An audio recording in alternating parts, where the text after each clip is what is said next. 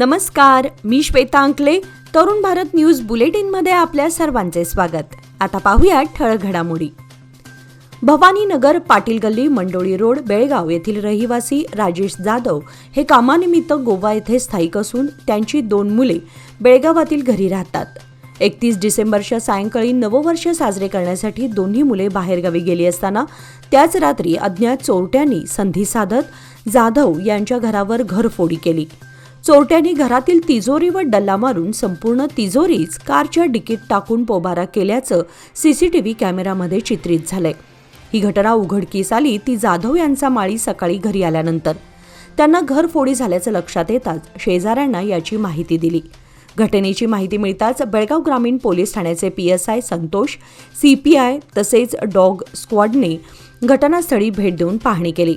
या प्रकरणी बेळगाव ग्रामीण पोलीस ठाण्यात तक्रार दाखल करण्यात आली आहे. या घरफोडीमध्ये सुमारे 1,30,000 रुपयांची रोख रक्कम, सुमारे 5 किलो चांदीचे दागिने व वस्तू, काही सोन्याचे दागिने, देवघरातील चांदीचे देव तसेच काही महत्त्वाची कागदपत्रे चोरीस गेल्याचे समजते. पुढील तपास बेळगाव ग्रामीण पोलीस करत आहेत. हुबळी येथे एका महिला भाजप कार्यकर्तीवर पोलिसांनी हल्ला करून तिला विवस्त्र केल्याच्या कथित निंदनीय घटनेच्या निषेधार्थ बेळगाव जिल्हा भारतीय जनता पक्ष व भाजप महिला मोर्चाच्या वतीने आज शुक्रवारी भव्य निषेध मोर्चा काढण्यात आला. या मोर्चाद्वारे राज्य सरकार व पोलीस प्रशासनाचा तीव्र शब्दात निषेध करण्यात आला. भाजपच्या आरोपानुसार बुधवारी दिनांक 7 जानेवारी रोजी हुबळी शहरामध्ये पोलिसांनी भाजप कार्यकर्ती सुजाता हंडी यांना विवस्त्र करून समाजाची मान खाली घालणारी घटना घडवली.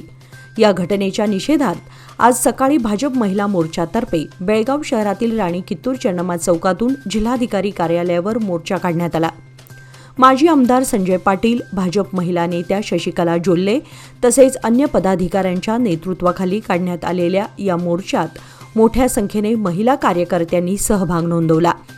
यावेळी राज्यातील काँग्रेस सरकार व पोलीस प्रशासनाविरोधात जोरदार घोषणाबाजी करण्यात आली. मोर्चा जिल्हाधिकारी कार्यालयावर पोहोचल्यानंतर राज्यपालांच्या नावे जिल्हाधिकाऱ्यांना निवेदन सादर करण्यात आले. दोषी पोलिसांवर तात्काळ कठोर कारवाई करावी अशी ठाम मागणी यावेळी करण्यात आली. या घटनेमुळे राज्यातील कायदा व सुव्यवस्थेचा प्रश्न ऐरणीवर आला असून महिलांच्या सुरक्षिततेबाबत तीव्र चिंता व्यक्त करण्यात येत आहे. बेळगाव येथील काडा कार्यालयात घटप्रभा प्रकल्पासंदर्भात मार्गदर्शन बैठक उत्साहात पार पडली. बैठकीच्या अध्यक्षस्थानी काडाचे चेअरमन युवराज कदम होते. या बैठकीत घटप्रभा प्रकल्पांतर्गत शेतकऱ्यांना पाण्याचा योग्य व पुरेपूर वापर कसा करता येईल याबद्दल सविस्तर मार्गदर्शन करण्यात आले. पाण्याचा सदुपयोग करणाऱ्या सोसायट्यांना प्रोत्साहन देण्यासाठी फंक्शनल ग्रँट अंतर्गत प्रत्येकी 1,00,000 रुपये तर इन्फ्रास्ट्रक्चर ग्रँटमधून 5 सोसायट्यांना प्रत्येकी 60,000 रुपये आणि अन्य 15 सोसायट्यांना प्रत्येकी 1,00,000 रुपयांचे अनुदान वितरित करण्यात आले. संबंधित सोसायट्यांचे अध्यक्ष व कार्यदर्शी यांच्या हस्ते धनादेश सुपूर्द करण्यात आले. यावेळी काडा ॲडमिनिस्ट्रेटर सतीश कुमार यांनी पाण्याचा कार्यक्षम वापर, शेती उत्पादन वाढ आणि शासकीय योजनांचा प्रभावी लाभ घेण्याबाबत मार्गदर्शन केले. सहकार विभागाचे मुख्य पुजारी यांनीही शेतकऱ्यांनी शासनाच्या विविध योजनांचा लाभ घ्यावा असे आवाहन केले. या बैठकीला विविध सोसायट्यांचे अध्यक्ष व कार्यदर्शी मोठ्या संख्येने उपस्थित होते. श्रीराम सेना हिंदुस्थान संघटनेच्या वतीने सुप्रसिद्ध समाज प्रबोधनकार माननीय वसंतराव हंकारे यांचे समाज प्रबोधनात्मक व्याख्यान उद्या शनिवार दिनांक 10 जानेवारी रोजी सकाळी 11 वाजता RPD college ground, Tilakwadi, Belgaum येथे आयोजित करण्यात आले आहे. चला जाणून घेऊयात आई बापाच्या वेदना या विषयावर होणाऱ्या या व्याख्यानासाठी संघटनेतर्फे राष्ट्रीय अध्यक्ष रमाकांत कोंडुस्कर यांच्या मार्गदर्शनाखाली संपर्क मोहीम राबवण्यात आली आहे. बेळगाव शहरासह ग्रामीण भागातील विविध शिक्षण संस्था, प्राध्यापक, विद्यार्थी आणि विद्यार्थिनी हे व्याख्यानासाठी उपस्थित राहणार आहेत. श्रीराम सेना हिंदुस्थान संघटनेतर्फे सर्व पालकांना आपल्या विद्यार्थी मुलामुलींसह मोठ्या संख्येने उपस्थित राहावे असे आवाहन करण्यात आले आहे. कार्यक्रमासाठी मैदानावर भव्य शामियाना उभारण्यात येत असून सर्व तयारी पूर्ण करण्यात आली आहे. तसेच हा कार्यक्रम तरुण भारत न्यूज YouTube चॅनलवर थेट प्रक्षेपित केला जाणार असल्याने नागरिकांनी याची नोंद घ्यावी असंही कळवण्यात आलंय.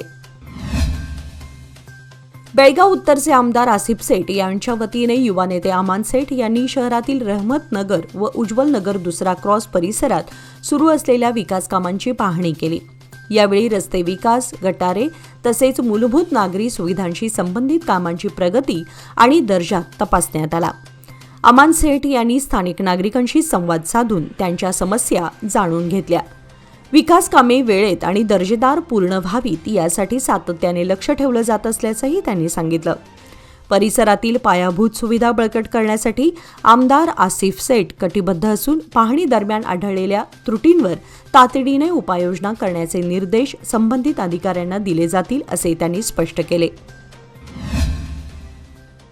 बेळगावमधील विमानसेवा सातत्याने बंद होत असल्याने व्यापारी आणि प्रवाशांना मोठ्या अडचणींचा सामना करावा लागतो। या पार्श्वभूमीवर Belgaum chamber of commerce and इंडस्ट्रीजने नाराजी व्यक्त केली आहे। शुक्रवारी झालेल्या पत्रकार परिषदेत BCCIचे अध्यक्ष प्रभाकर नागर मुन्नोळी यांनी सांगितले की उडान 3 योजनेअंतर्गत सुरू झालेल्या विमानसेवांमुळे हवाई संपर्क सुधारला होता, मात्र त्या बंद झाल्याने व्यापारावर विपरीत परिणाम झाला आहे। समस्या तातडीने न सोडवल्यास आंदोलन छेडले जाईल असा इशाराही त्यांनी दिला। विमानसेवा पुनर्स्थापनेसाठी खासदार व केंद्रीय मंत्र्यांकडे पाठपुरावा केला जाणार असल्याचे त्यांनी स्पष्ट केले। शहरातील खासबाग सर्कल येथील आठवडा बाजारात वाढती गर्दी, वाहतूक कोंडी आणि नागरिकांच्या तक्रारींच्या पार्श्वभूमीवर आज बेळगाव महानगरपालिकेचे आयुक्त कार्तिक यांनी प्रत्यक्ष भेट देऊन पाहणी केली। रविवारी भरणाऱ्या या बाजारात मोठ्या प्रमाणात नागरिक खरेदीसाठी येत असल्याने निर्माण होणाऱ्या अडचणींचा आढावा त्यांनी घेतला। यावेळी स्थानिक नगरसेवक रवी साळुंखे उपस्थित होते। पाहणी दरम्यान फेरीवाल्यांची अनियमित मांडणी, रस्त्यावर होणारे अडथळे तसेच सुरक्षेच्या दृष्टीने असलेल्या त्रुटी आयुक्तांच्या निदर्शनास आणून देण्यात आल्या। बाजारात शिस्त नसल्यामुळे नागरिकांना चालणंही कठीण होत असून त्याचाच फायदा घेत चोरट्यांकडून मोबाईल चोरीसह अन्य चोरीच्या घटना घडत असल्याचेही समोर आले। खासबाग बाजार हा शहरातील प्रमुख बाजारपेठांपैकी एक असून येथे दर आठवड्याला मोठी गर्दी होते।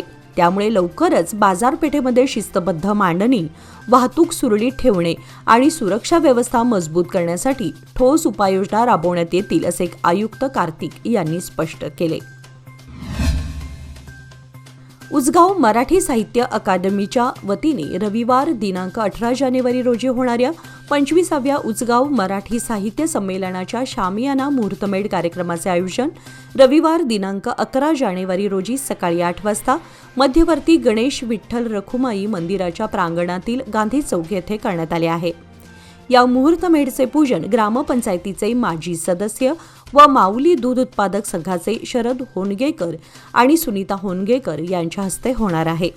कार्यक्रमाच्या अध्यक्षस्थानी उजगाव ग्रामपंचायतीचे माजी अध्यक्ष संभाजी कदम असतील। यावेळी अनेक मान्यवर प्रमुख पाहुणे म्हणून उपस्थित राहणार असून या कार्यक्रमास गावातील नागरिक व साहित्यप्रेमींनी वेळेवर उपस्थित राहावे असे आवाहन अकादमीचे अध्यक्ष लक्ष्मणराव होनगेकर, सचिव NO चौगुले आणि कार्यकारिणीने केले आहे। बेळगाव शहरातील खानापूर रोड उद्यमबाग परिसरात काल गुरुवारी सायंकाळी गंभीर अपघाताची घटना घडली। रस्त्यावर असलेला स्पीड ब्रेकर स्पष्टपणे न दिसल्याने बोलेरो वाहनावरील चालकाचं नियंत्रण सुटलं। समोरून येणाऱ्या दुचाकीला धडक देत बोलेरो वाहन रस्त्यावर पलटी झाले। या अपघातात दुचाकीस्वार गंभीर जखमी झाला असून त्याला तातडीने उपचारासाठी रुग्णालयात दाखल करण्यात आले आहे।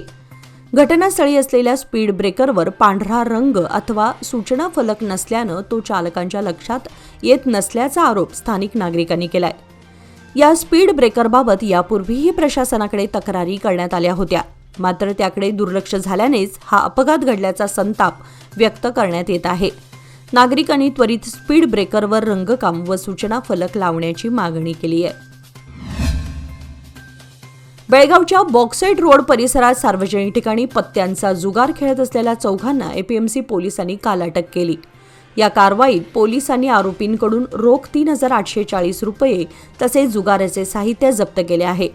अटक करण्यात आलेल्यांमध्ये समीर राजाकांत पठाण वय 32, बबन जयवंत जोशी वय 36, सलीम निसार लष्करवाले वय 45 आणि इलियास रजाखान पठाण वय 40 यांचा समावेश आहे।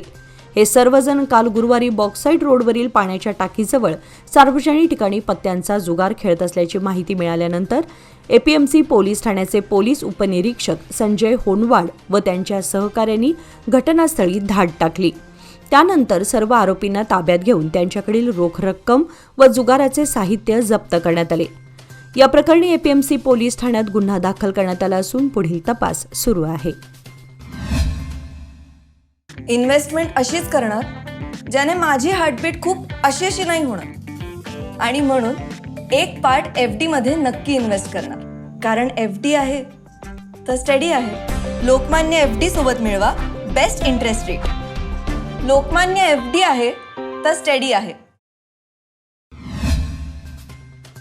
2025-26 या आर्थिक वर्षातील 9 महिने उलटले असून केवळ 3 महिने बाकी आहेत.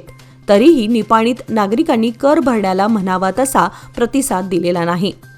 जुनी थकबाकी 6,04,40,000 आणि 2025-26 या आर्थिक वर्षातील 3,48,76,000 असे एकूण 9,53,16,000 रुपये कर वसुली 31 मार्च अखेर जमा होणं अपेक्षित आहे. मात्र 31 डिसेंबरपर्यंत केवळ 3,02,53,000 रुपये कर जमा झाला आहे. अद्याप 6,50,63,000 मालमत्ता कर थकीत राहिला आहे. 31 डिसेंबरपर्यंत एकूण 31.74% इतकी मालमत्ता कर वसुली झाली आहे. निपाणी शहर व ग्रामीण भाजपा अध्यक्षपदांची नवी नावे नुकतीच जिल्हा भाजपाच्या माध्यमातून जाहीर करण्यात आली. यामध्ये जिल्हा बँकेचे अध्यक्ष माजी खासदार अण्णासाहेब जोल्ले व आमदार शशिकला जोल्ले यांचे समर्थक, भाजप कार्यकर्ते, हाल शुगरचे संचालक, माजी सभापती राजू गुंदेशा यांची निपाणी शहर भाजपा अध्यक्षपदी निवड करण्यात आली. तर ग्रामीण भाजपा अध्यक्षपदी बाळासाहेब कदम ममदापूर यांच्या नावाची घोषणा करण्यात आली आहे. यंदा निपाणी परिसरात थंडीचं प्रमाण दिवसेंदिवस वाढत आहे. पारा जसा खाली जात आहे त्याप्रमाणे दैनंदिन जीवनमानावर देखील परिणाम होत आहे. गेल्या 4 दिवसांपूर्वी काही प्रमाणात थंडी कमी झाली होती. यामुळे थंडी संपली असा काहीसा समज निर्माण झाला होता. अनेकांनी तर सुटकेचा निश्वास सोडला होता. पण पुन्हा थंडीचा तडाखा वाढला असून शहर व परिसरातील ग्रामीण भाग थंडीने गारठून गेलाय. यामुळे जशी थंडी वाढत आहे त्याप्रमाणे शहरासह ग्रामीण भागातही ठिकठिकाणी शेकोट्या पेटल्याचं दिसत आहे. रात्री उशिरापर्यंत शेकोट्यासमोर बसून थंडी दूर करण्याचा प्रयत्न केला जात आहे. महाराष्ट्र एकीकरण समितीचे युवा नेते शुभम शेळके यांच्या विरोधात कर्नाटक रक्षण वेदिका यांनी पुन्हा आक्रमक भूमिका घेतली आहे. शुभम शेळके यांच्यावर गुंडा ॲक्ट लावून त्यांना बेळगावमधून हद्दपार करावं अशी मागणी कर्वेने आज पोलीस आयुक्तांकडे केली. या संदर्भात कर्वेचे जिल्हाध्यक्ष दीपक गुडगेनट्टी यांनी पोलीस आयुक्त भूषण बोरसे यांना निवेदन सादर केले. निवेदनात शुभम शेळके हे सीमावासियांच्या हक्कांसाठी तसेच मराठी अस्मितेसाठी सोशल मीडियाच्या माध्यमातून आवाज उठवत असल्याचा उल्लेख करण्यात आलाय. मात्र त्यांच्या ठाम आणि स्पष्ट भूमिकेला विष पेरणे असे संबोधून त्यांना अडकवण्याचा प्रयत्न काही कन्नड संघटनांकडून होत असल्याचा आरोप करण्यात आलाय. ही मागणी बिनबुडाची व हास्यास्पद असल्याची प्रतिक्रिया मराठी संघटनांकडून व्यक्त करण्यात येत असून या प्रकरणामुळे पुन्हा एकदा सीमा प्रश्नावरचे राजकारण तापण्याची चिन्हे दिसत आहेत.